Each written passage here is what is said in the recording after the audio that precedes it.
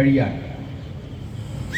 ഭരണകൂടത്തിൻ്റെ നാനാവിധമായിട്ടുള്ള അടിച്ചമർത്തൽ നടപടികൾ വരുമ്പോൾ അതിന് ജനങ്ങളെ അണിനിരത്തി ചെറുക്കാൻ നേതൃത്വം കൊടുത്ത നേതാവാണ് സഖാവ് ഇമ്പിച്ചി ബാവ. അദ്ദേഹത്തെ നമ്മളിന്ന് അനുസ്മരിക്കുന്ന ഘട്ടത്തിൽ ഇമ്പിച്ചി ബാവ വളർത്തിയെടുത്ത പ്രസ്ഥാനം, ഇമ്പിച്ചി ബാവ ഉയർത്തിപ്പിടിച്ച മഹത്തായ കമ്മ്യൂണിസ്റ്റ് ആശയങ്ങൾ, മൂല്യങ്ങൾ, തീർച്ചയായിട്ടും അവയൊക്കെ പരിഗണിച്ചുകൊണ്ടാണ് സഖാവ് ഇമ്പിച്ചി ബാവയുടെ ആശയങ്ങൾ പിന്തുടരും എന്ന് നമുക്ക് പ്രതിജ്ഞ ചെയ്യേണ്ടതായിട്ടുള്ളത്. നിങ്ങൾ നോക്കൂ, ഇന്നത്തെ ലോകത്തിൻ്റെ സാഹചര്യം. ഞാൻ നേരത്തെ പറഞ്ഞു, ഇമ്പിച്ചി ബാവ ഉൾപ്പെടെയുള്ള ആളുകൾ കോൺഗ്രസിനകത്ത് ഇടതുപക്ഷമായിട്ട് മാറുന്നത് ലോകത്തിലും ഇന്ത്യയിലും വന്നുകൊണ്ടിരിക്കുന്ന രാഷ്ട്രീയ മാറ്റങ്ങളെ അടിസ്ഥാനപ്പെടുത്തിയായിരുന്നു. ഇന്ന് നമ്മൾ നോക്കൂ, ഇന്ന് ലോകത്തെന്താ കാണുന്നത്? ആഗോളവൽക്കരണം, അല്ലേ? ആഗോളവൽക്കരണത്തിൻ്റെ അനുകൂലികളായിട്ടുള്ള രാഷ്ട്രീയക്കാർ പറഞ്ഞത്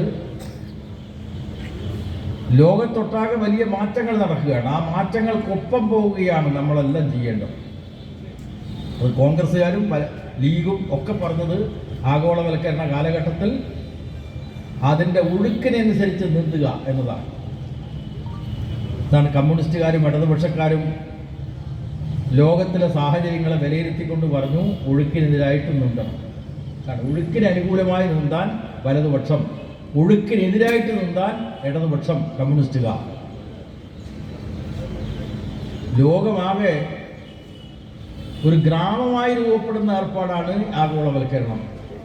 ആ ആഗോളവൽക്കരണത്തിൻ്റെ ഈ സമഗ്രമായിട്ടുള്ള മാറ്റങ്ങളെ ഉൾക്കൊള്ളാൻ കമ്മ്യൂണിസ്റ്റുകാർക്ക് സാധ്യമാകുന്നില്ല എന്നാണ് വലതുപക്ഷക്കാർ വിമർശിച്ചത്. പക്ഷെ ഇന്ന് നമ്മൾ കാണുന്നത് എന്താ? ഈ ലോകമാകെ ഒരു ഗ്രാമമായി ചുരുക്കപ്പെടുന്ന ആഗോളവൽക്കരണത്തിൻ്റെ കാലഘട്ടത്തിൽ അമേരിക്കയിൽ ഒരു പ്രസിഡന്റ് അധികാരത്തിൽ വന്നു, ഡൊണാൾഡ് ട്രംപ്.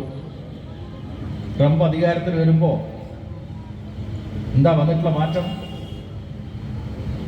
നമ്മുടെ രാജ്യം ഭരിക്കുന്നത് മോദി. ആരാ മോദി? പണ്ട് RSSന്റെ കാക്കി ട്രൗസറും വെള്ള ഷർട്ടും കറുത്ത തൊപ്പിയും ദണ്ഡയെടുത്ത് മാർച്ച് ചെയ്ത ഒരു വിദ്വാനാണ്. മനസ്സിലായത്? ട്രംപിന് മുമ്പിൽ നമസ്തേ. ആ ട്രംപിന്റെ യഥാർത്ഥ മുഖം വീണ്ടും ഇപ്പോൾ അധികാരത്തിൽ വന്നപ്പോൾ അദ്ദേഹം കാണിക്കുകയാണ്. അദ്ദേഹം ഞാൻ ലോകത്തെ നശിപ്പിച്ചേ അടങ്ങൂ എന്നുള്ള വാശിയിലാണ്. അപ്പോൾ അദ്ദേഹം ഓരോ ഉത്തരവ് ഇറക്കുകയാണ്. പ്രസിഡന്റിന്, അമേരിക്കൻ പ്രസിഡന്റിന് അങ്ങനെയല്ല അധികാരമുണ്ട്. എക്സിക്യൂട്ടീവ് ഉത്തരവുകൾ ഇറക്കാനുള്ള വലിയ അധികാരമുള്ള ഒരു പദവിയാണ് അമേരിക്കൻ പ്രസിഡന്റ് എന്ന് പറഞ്ഞാൽ. ആ ഉത്തരവ് നമ്മുടെ രാജ്യത്തെയും നമ്മുടെ നാട്ടിലെ ജനങ്ങളുടെ ജീവിതത്തെയും ബാധിക്കുന്ന ഒരു കാര്യമായിട്ട് വന്നിരിക്കുകയാണ്.